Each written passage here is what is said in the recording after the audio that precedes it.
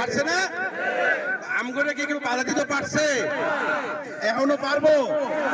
কোন বাধা, কোন হুমকি ধুমকি এগুলা আমগো বেলাসর বাঁচিয়ে দিয়ে লাভ হইতো না। আমরা আগের থেকে হেঁটে দেখিতে আমার জমিতে আমি হাইস্কুল করে দেবো।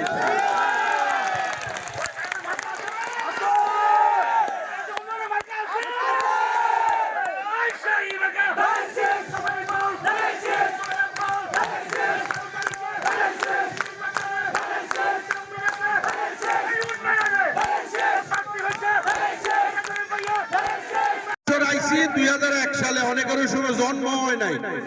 এই বেলা শহরে আবার 29 বছর কাইটা গেল মিল কারখানা বানাইয়া জমি জমা লই এমনি এমনি কাটছে না? আমগরে কি কেউ বাধা দিতে পারছে? এখনো পারবো? কোন বাধা, কোন হুমকি ধুমকি এগুলা আমগো বেলাসর বাঁচিয়ে দিয়ে লাভ হইতো না।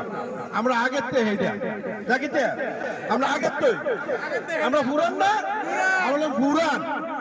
আপনারা সবাই ভালো থাকবেন এবং 12 তারিখে ইনশাল্লাহ আমার বাবাকে ধানের শীষে জয়ী করবেন এবং সবাই ওনার সুস্বাস্থ্যের জন্য দোয়া করবেন। ওটা তো আমি আগেই বলা ছিল, এখানে তো একটা হাই স্কুল আমাদের করার কথা ছিল আগেই, জমি সংক্রান্ত সমস্যার জন্য ওটা করা হয় নাই। তো ইনশাল্লাহ অন্য কোথাও যদি সুইটেবল জমি না পাওয়া যায় তাহলে আমার জমিতে আমি হাই স্কুল করে দেবো।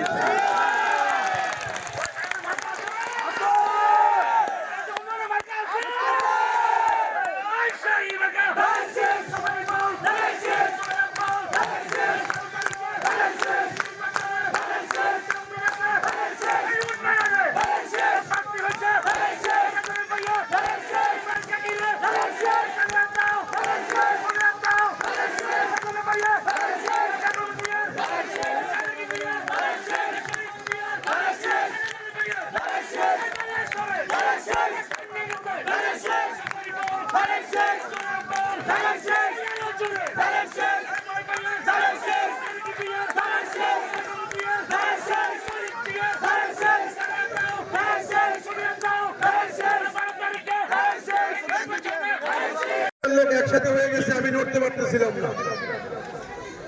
সেই জন্য আপনাদের এখানে আমি 3টার সময় দিলেও আমার আসতে বেশ কয়েক ঘন্টা দেরি হয়েছে, সেই জন্য আমি আন্তরিকভাবে দুঃখিত।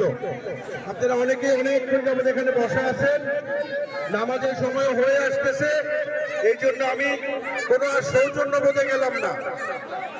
আমরা সবাই তো জানি আমরা এখানে কেন আসছি, নাকি?